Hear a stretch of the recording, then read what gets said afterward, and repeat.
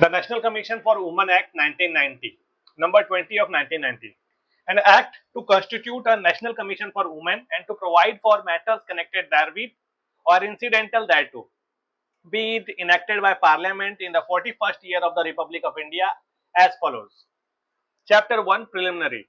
Short title, extent and commencement. This act may be called the National Commission for Women Act 1990. It extends to the whole of India except the state of Jammu and Kashmir.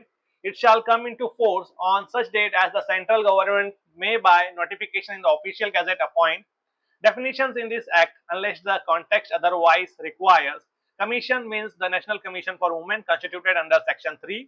Member means a member of the commission and includes the member secretary. Prescribed means prescribed by the rules made under this act. Chapter 2 National Commission for Women. Constitution of the National Commission for Women. The central government shall constitute a body to be known as the National Commission for Women to exercise the powers conferred on and to perform the functions assigned to it under this act. The commission shall consist of a chairperson committed to the cause of women to be nominated by the central government, 5 members to be nominated by the central government from amongst members of ability, integrity, standing who have had experience in law or legislation, trade unionism, management of an industry, or organizations committed to increasing the employment potential of women.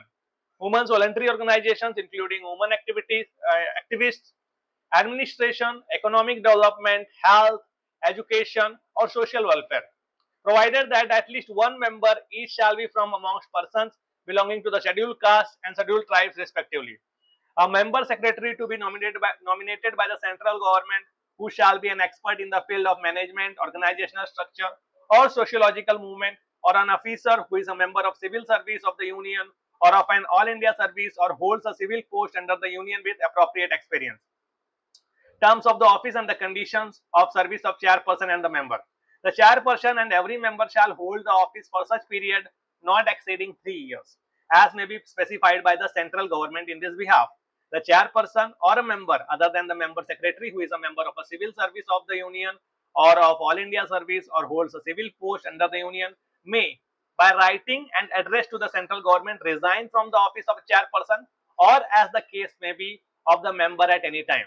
The central government shall remove a person from the office of chairperson or a member referred to in subsection 2 if that person becomes an undischarged insolvent, gets convicted and sentenced to imprisonment for an offence which is in the opinion of the central government involve moral turpitude, becomes of unsound mind and stands so declared by a competent court, refuses to act or becomes incapable of acting, is without obtaining leave of absence from the commission absent from 3 consecutive meetings of the commission or in the opinion of the central government has so abused the position of chairperson or member as to render that person's continuance in office detrimental to the public interest, provided that no person shall be removed under this clause until that person has been given a reasonable opportunity of being heard in the matter.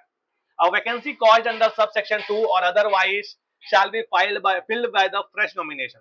The salaries and allowances payable to and the other terms and conditions of the service of the chairperson and member shall be such as may be prescribed. Officers and other employees of the commission. The central government shall provide the commission with such officers and the employees as may be necessary for the efficient performance of the functions of the commission under this act.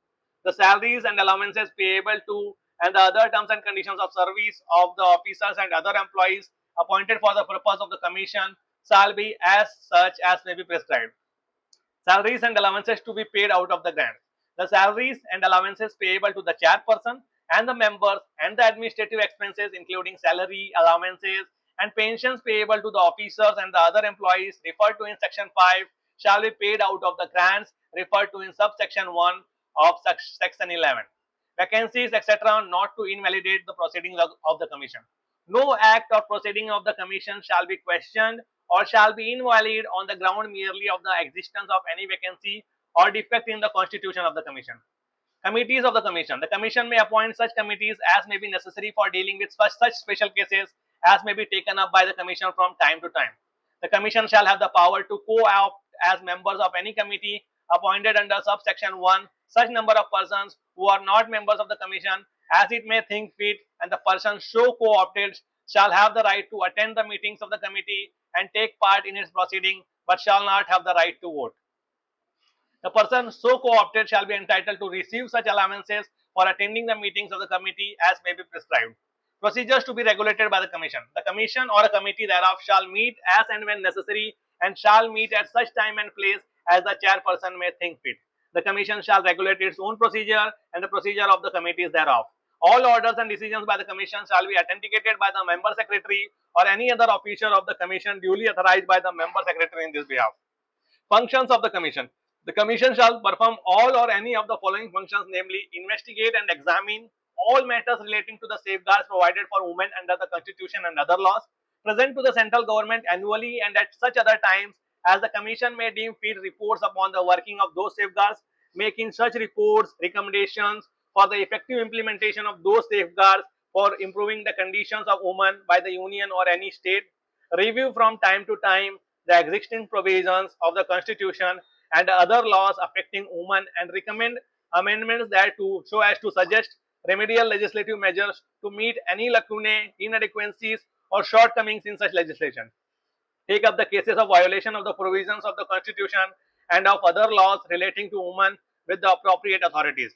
Look into complaints and take suo motu notice of matters relating to deprivation of women's rights, non-implementation of laws enacted to provide protection to women, and also to achieve the objective of equality and development.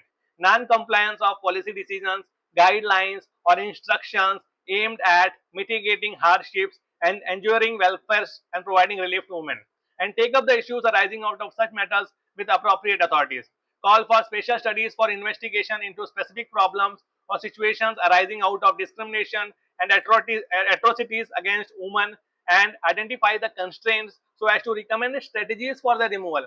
Undertake promotional and educational research so as to suggest ways of ensuring due representation of women in all spheres and identify factors responsible for impeding their advancement, such as lack of access to housing and basic service, inadequate support services and technologies for reducing drudgery and occupational health hazards and for increasing their productivity. Participate and advise on the planning of socio-economic development of women, evaluate the progress of the development of women under the union and any state, inspect or cause to be inspected a jail, remand home, women's institution or other place of custody where women are kept as prisoners or otherwise, and take up with the concerned authorities for remedial action if found necessary. Fund litigation involving issues affecting a large body of women, make periodical reports to the government or any matter pertaining to women and in particular various difficulties under which women toil, any other matter which may be referred to it by central government. The central government shall cause all the reports referred to in clause B of subsection 1 to be laid before each house of parliament along with a memorandum explaining the action taken or proposed to be taken on the recommendations relating to the union and the reasons for the non-acceptance, if any of such recommendation. Where any such report or any part thereof relates to any matter with which any state government is concerned, the Commission shall forward a copy of such report or part to such state government, who shall cause it to be laid before the legislature of the state along with a memorandum explaining the action taken or proposed to be taken on the recommendations relating to the state and the reasons for the non-acceptance, if any of such recommendation. The Commission shall, while investigation any matter referred to in clause A or subclause 1 of clause F of subsection I, have all the powers of a civil court trying a suit and in particular in respect of the following matters, namely summoning and enforcing the attendance of any person from any part of India and examining him on oath, requiring the discovery and production of any document, receiving evidence on affidavits, requisitioning any public record or copy thereof from any court of office, issuing commissions for the examination of witnesses and documents and any other matter which may be prescribed. Finance, accounts and audit.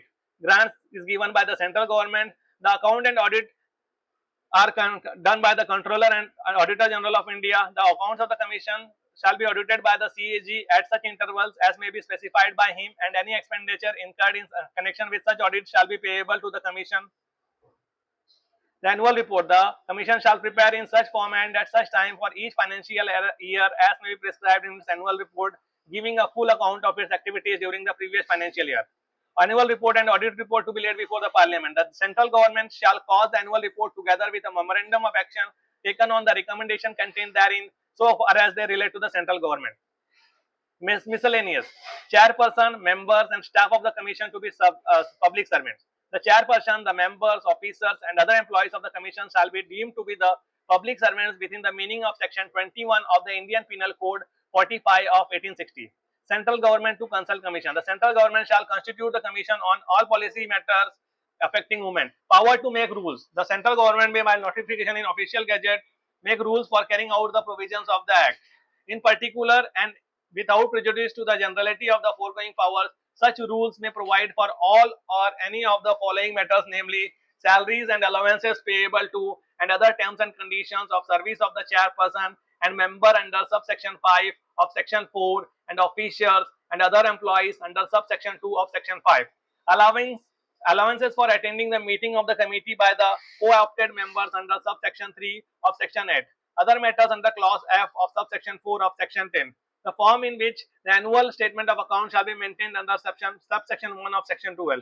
The form in and the time at which the annual report shall be prepared under section 13. Any other matter which is required to be or may be prescribed. Every rule made under this act shall be laid as soon as may be after it is made before each house of the parliament while it is in session for a total period of 30 days, which may be comprised in one session or in two or more successive sessions. And if before the expiry of the session immediately following the session or successive sessions aforesaid, both houses agree in making any modification in the rule or both houses agree that the rule should not be made, the rule shall thereafter have effect only in such modified form or be of no effect as the case may be so. However, that any such modification or annulment shall be without prejudice to the validity of anything previously done under that rule.